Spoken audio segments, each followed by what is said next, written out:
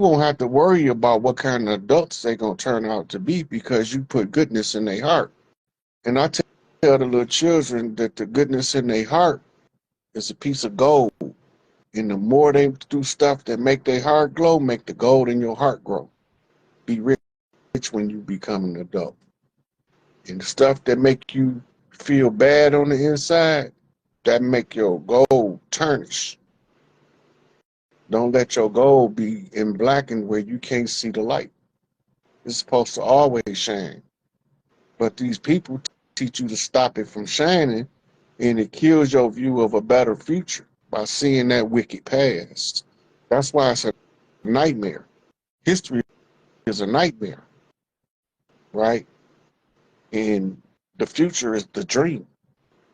Step out of the nightmare into the dream. Don't live in the past. Use the past to build the future. All the shit that you don't like, don't take that shit into the future. All the good shit, take that with you. Feel good on top of goods, you're going to end up with a bunch of good shit. Use what's useful and discard what's waste. Put everything in its proper receptacle. That includes how you deal with people. Some people are not going to be your people. It's okay to be cordial, be kind, and to kindly step the fuck away from them. And then some people are going to be your people. And you're going to be cordial and be kind and all clucked up with them. Birds of a feather flock together. These my people. They vibe like I vibe. Yeah. So your approach to that is more of a teaching. Yeah. Babies don't know how to hate until they taught how. Babies don't know how to hate until they taught how to hate. I done seen it with my own two eyes. Yeah, I agree with that. So if we don't teach them to hate and just teach them to be good people instead, what we gonna raise? Explain to them why we don't tolerate hate. It won't be in them. You gotta instill hate in the child and for the hate to grow and for them to grow up to be some fucked up people like they've been doing. That's the fertilizer. Keep feeding them more hate. Give them every situation, condition, and circumstances in which to hate further. I won't say I've moved completely, but you shifted me a little bit today, so that's good. A little shift is better than no shift at all, sweetie. True.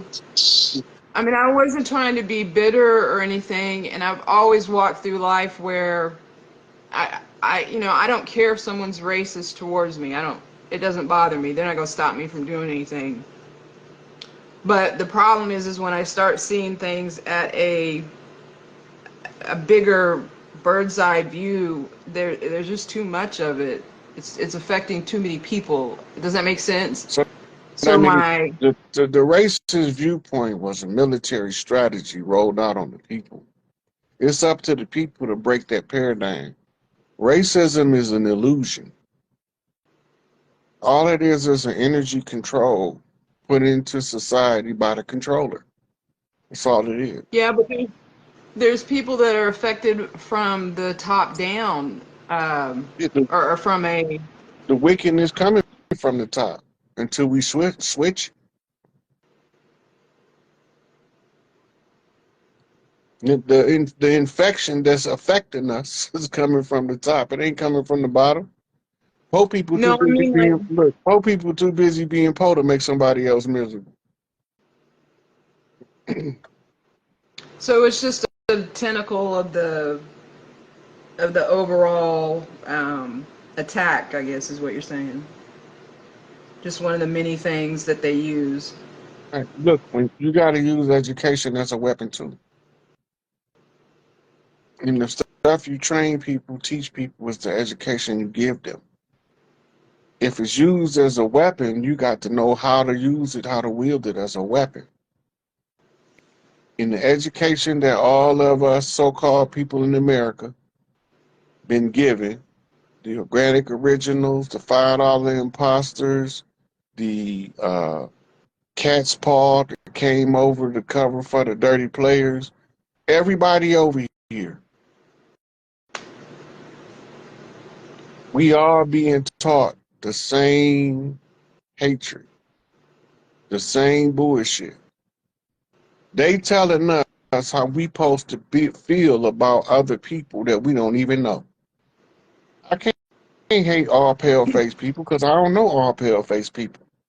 But I can Could that tell you, also be energy leaking? yes, exactly what it is. It's like riding on a flat. You hating people that don't even know you. That's the heights of ignorance. That's common sense to tell you that's the heights of ignorance. You can't be no more ignorant than that. You hate somebody that you ain't never met based on how they look. That's like hating a book before you ever read. I hate that book. That's the worst book in the world. I wonder why somebody writes some BS like ain't never read it. I read the Bible. I can tell you the Bible is an excellent rollout of the entire. You can use it for every aspect of conquest. The military You strategy can never in there. know. Yeah, the military strategy in there. The rearing of the generals to control the future. It's all in there. The I ain't mad Jesus at it. story, he is a military leader. I don't see how people don't see that. The Jesus story is told to us wrong. It's incorrect in English. It's told to us all wrong. The preachers Yeah, but if you deliberately look at misleading it, the people. if you look at it and you just read it, that was the weirdest thing that I never understood when I would. Well, I've actually done this with other things too, where I'm like, you did read the sentence, right? Like, I know that he's telling you it means this, but if you read the sentence, or if you can put a picture together, you could see that the Jesus person in there was a militant leader. Sorry, I got that one in high school. I'm sorry. Well, it's two different people talking as the character they call in Jesus in the modern Bible. That's why I say it's That's written true. wrong. You got Yeah, I have you heard a got lot of people when I told him you could tell that there was multiple GODs throughout the whole book well that itself. ain't I mean, it was like, yeah, I tell you that in Psalms 82:6, even the character in the red says it's not written ye are gods, but I'm not talking about that. I'm talking about the fact that they have two people talking with two different idea sets. oh One is yeah, one is always talking this love and harmony and flower child generation bullshit, and the other one talking about we about to fuck pick this up your heart. motherfuckers up. I don't give. Go sell off your garments, buy swords and knives. We taking these motherfuckers to war tonight, right? Van Gogh, somebody. Yeah. So they got two different characters talking as one person, and this is fucking up the minds of the people because they don't know the original story, so they'll never figure out why is it two different people. They don't even know enough to know that it's two different mindsets just talking in the red. They're not even Yeah, that educated. even even in the Old Testament, you can tell that the Yahweh character changed over time too. Well, yeah, because a lot of time when they translating as God, it ain't Yahweh, it's Adonai or it's El. Them the whole different personas, but they all translated as God. And if they ain't Lord, it's Baal translates as Lord. It's a couple more of them that translate as Lord. All of the time they saying Lord, they not talking about the same person. Yeah, All the it's a time they type. saying God in there, and when they translating, you think they're talking about Yahweh. They talking about a whole bunch of different gods. The gods of the Moabites was Chemosh, the mighty one. Oh, how He do you spell that? he mentioned in the Bible. How do you spell that? CHEMOSH. You know, I always thought. I'm sorry. We're just chatting. I always thought that it was unusual. You know, like when you go through, when you read the Bible, if you're reading it from a studious standpoint, where you're trying to figure it out. I always thought it was strange that the um, what is it, Mezic, how do you, Melchizedek. Melchizedek? Yeah, they only show up twice in the whole Old Testament, but they were very important military times. I was like, who are these people? How come we don't have some more background on this? That's So that because one always worried. there's other books that didn't make the canon that it tells you who What Melchizedek, the ancient one, was. They call him in Islam Al-Qadar. Say that right? again. I'm I sorry. said that's because there's other books that didn't make the canon. Yeah, no, but which ones have that order in it? So the Melchizedek order is the Malachi Zodok, or my angel the just. It's the school of the just angels in English in translation, but it's called the priesthood of Melchizedek. The That writings of Melchizedek wouldn't make the Bible because they couldn't be used to deceive people. They could only be used to awaken people. is So that those tablets that you had that video on? um, some of those texts are in those tablets, the holy tablets. Oh, okay. Yeah, I So definitely yeah, read that so one then. Melchizedek came to Abraham in war. And when Abraham slew the Philistines, he gave him a tenth of his spoils. And that created the standard of what they call in the church tithing. Which is totally different. Yeah, but this is where they so-called get it from. Wasn't that also the angel that showed up for Joshua? Yeah, because Melchizedek is the just angel, Okay, yeah. right? Where he So, had to remove his right feet or his now, what heels. most people don't know is Melchizedek is the angel Michael. And the Okay. angels that fall under his command are under the order of Melchizedek. So in the New Testament, and it say, like your Lord Jesus, who was made a priest forever after the order of Melchizedek. That means that the character that they call in Jesus was taught by the Melchizedek priest school to be under the command of the archangel Michael in, in order to battle the war on earth that started in heaven. So then they're telling you that character was under that priesthood and assigned the mission to come in under the orders of Melchizedek in order to correct some wrongs that people ain't been seeing.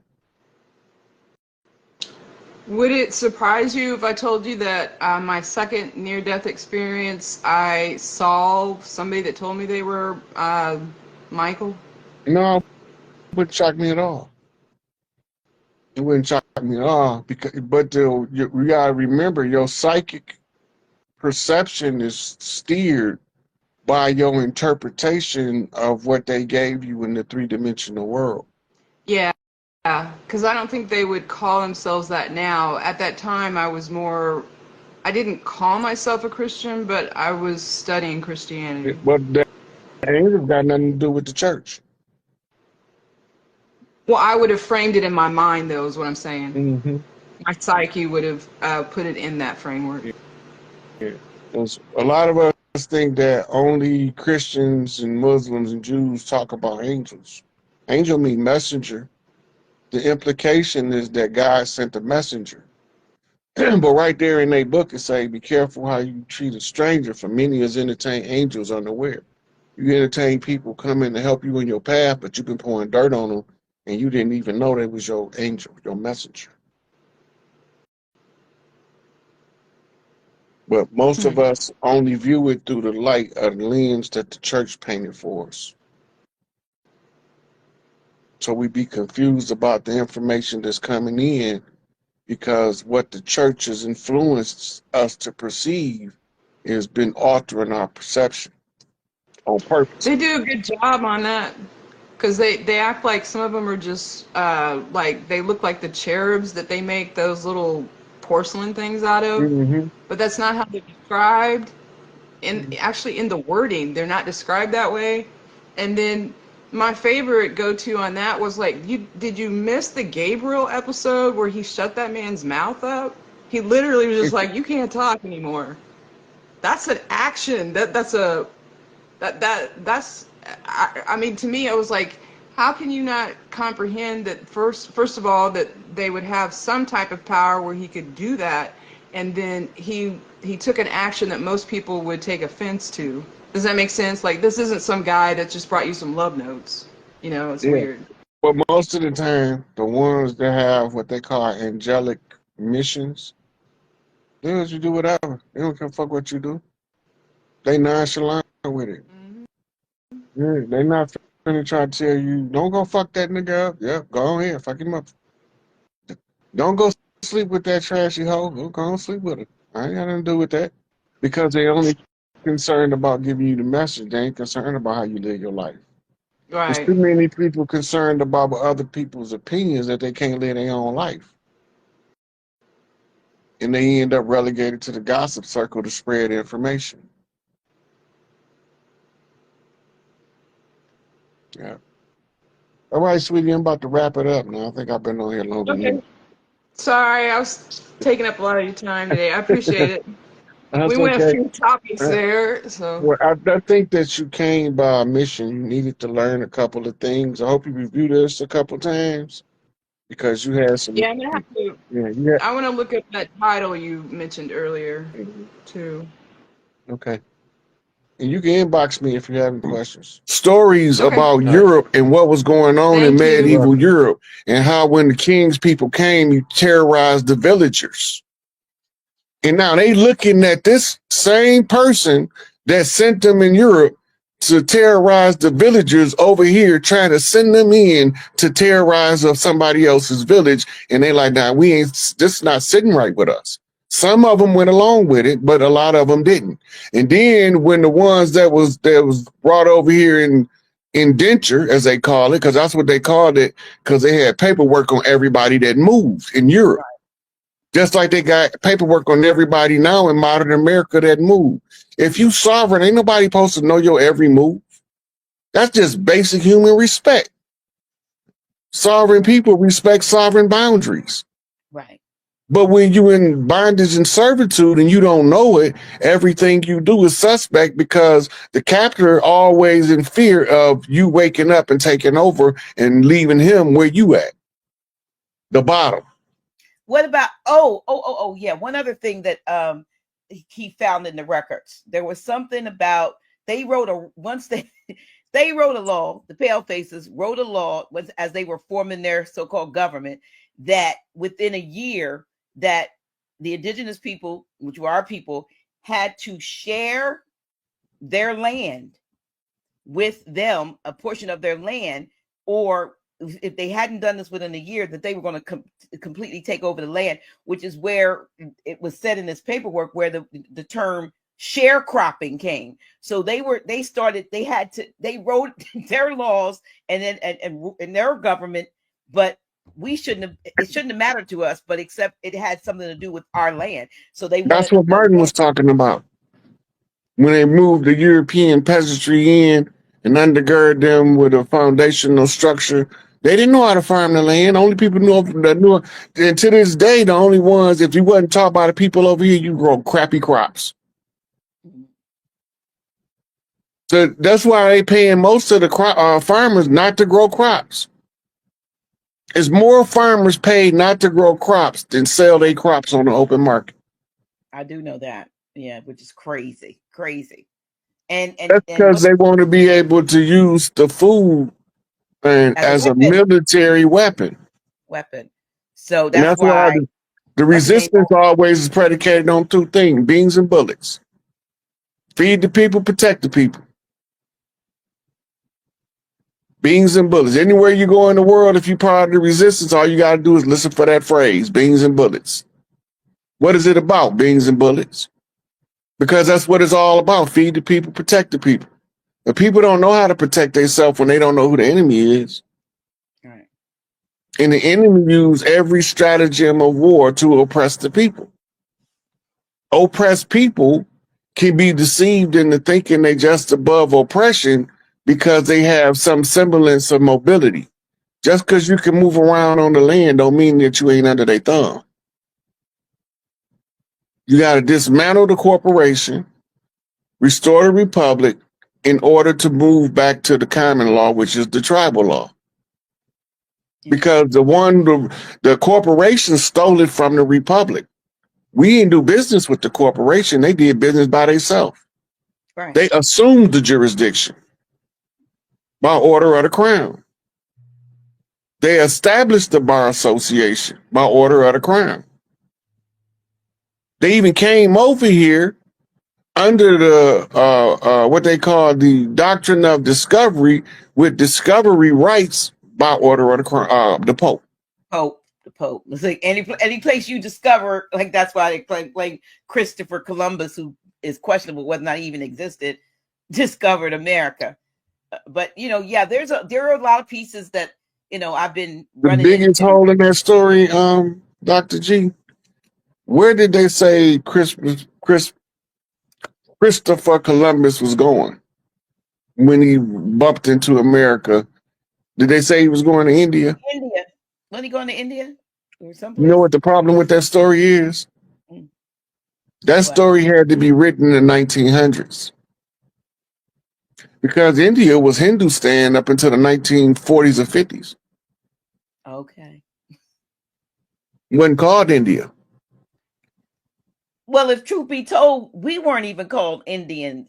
So, that I think where a lot of folks might, differ with that, we Indians, is because that appears to be a label also. Because just like Africa, over in Africa, most of the folks, someone from Africa is not going to say I'm African. He may say I'm Ghanaian, I'm Nigerian, I'm whatever country he hails from. But just like us, like I said, we don't know, I guess, specifically what we called ourselves, but we were tribal and clan-like in our I guess how we live. And maybe, just maybe,